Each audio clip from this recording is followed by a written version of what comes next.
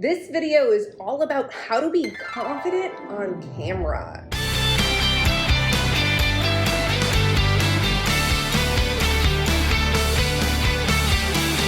Are you having trouble feeling like you're an imposter or you're stumbling over your words? I want you to comment, let me know what your biggest obstacles are under this video when it comes to feeling confident on camera.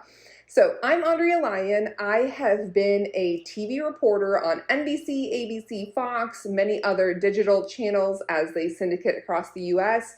I've been doing this for more than 10 years, and so if I feel calm, cool, and confident on camera, it is not a delusion, but I've had a lot of practice. Plus, in this video, I'm literally sitting in my living room and nobody is watching me. You might look at me and be like, wow, she's got it put together. Her video looks great. Nope. So there are so many reporters and many of them feel the same way. When we go on camera, if you really think about it, we are not technically in front of anyone. The only thing I'm looking at right now is a camera in front of me. And so the trick of it is to, one, just don't care.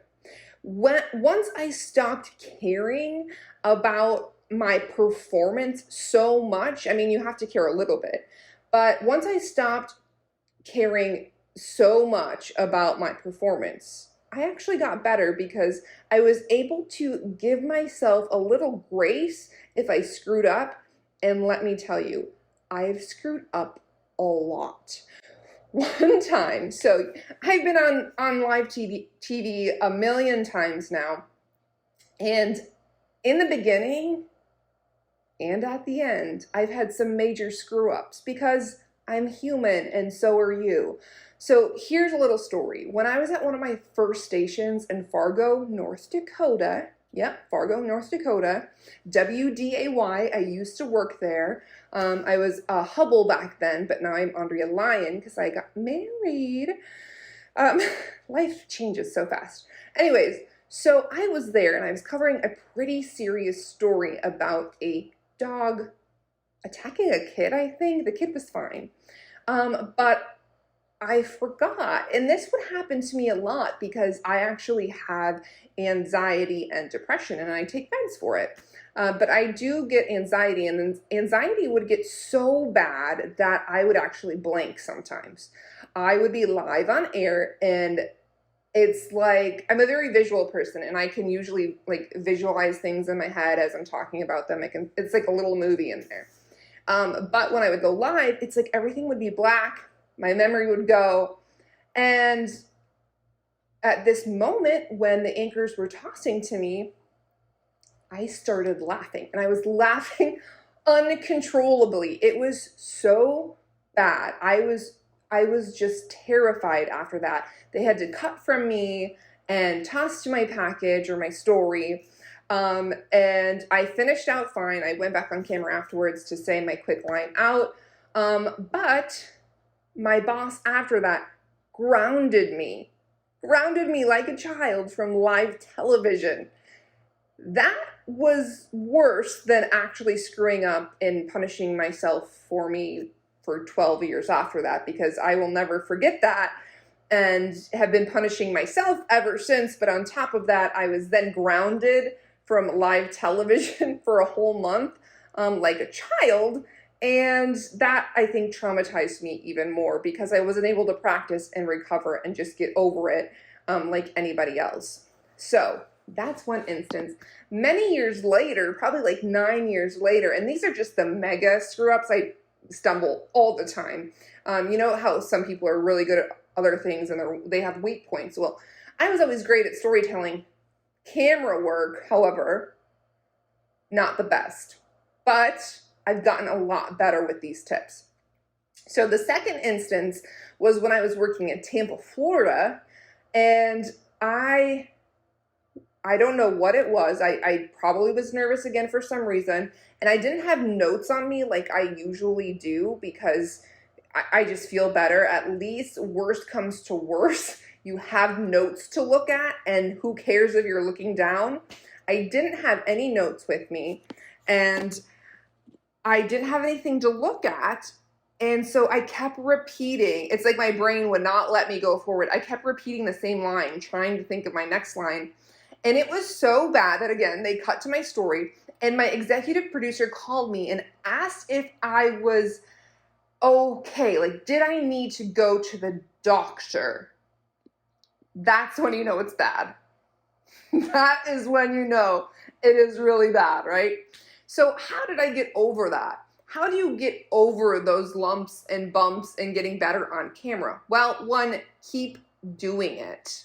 For one, just keep doing it. So number one, don't care so much. Number two, keep doing it anyways. I don't care how bad you are at speaking, how bad you are on camera, just keep doing it, right? People know you're human, first of all.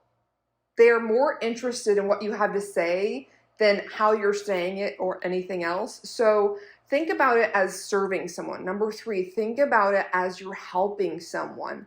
If I was too afraid to talk to you guys today on camera about how you can be better speaking or be better on camera, I would be not helping anyone that is watching this video, right? I might have 5-10 people not see this video when this could maybe change their life or maybe help them get an A on their speech they have for class the next day. Because we all know that you're procrastinating, just like me. All right, so what's the next step? The next step was something a good friend told me, and I will never forget. They said, you know your story better than anybody else. At the end of the day, what you're going to tell whoever you're telling on camera or in person, just know that you know this better than anybody else. Why? Because it's your story, it's your project.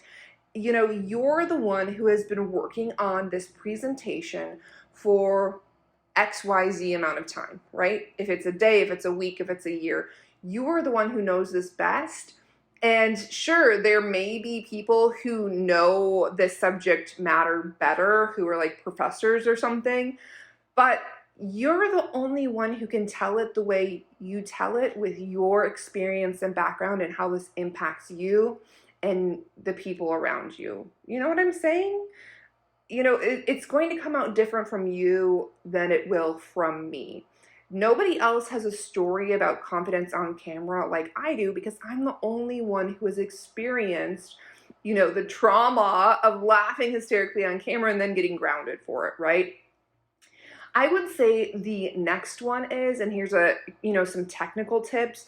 What I'm doing right now, and it probably feels like I'm looking directly at you, and that's because I'm looking directly at the center of the lens. So sometimes when I see people on camera, on Zoom, or something like that, you know, they'll be talking this way and they'll be talking that way. And that's fine if that's what you're comfortable doing and that's what works. But for me, because I've been a reporter for 10 plus years, I know exactly, you know, where to look when I'm talking on camera, and I can look at the lens right here and just be confident, and I'm focusing on talking to this lens and nobody's looking at me, but I make eye contact and I smile, and, you know, I'm acting like this camera is my friend, because I know that at some point someone on the other side of this camera is going to be watching this video and I'm talking directly to you, right? Okay, so let's think about the last one. Oh, this is a really good one. So I've had a couple clients where I look at their videos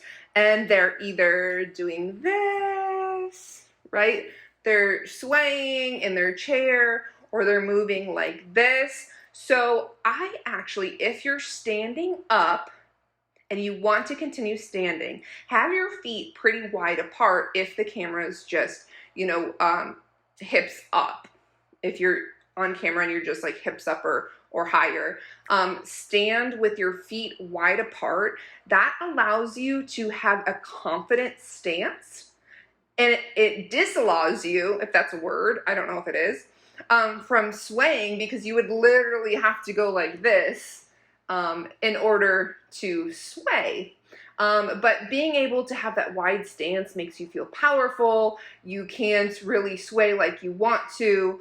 And, you know, if you say and stuff, because I still do that, and I've been on TV for a long time, forget it. Who cares? Say a couple times, but know your stuff.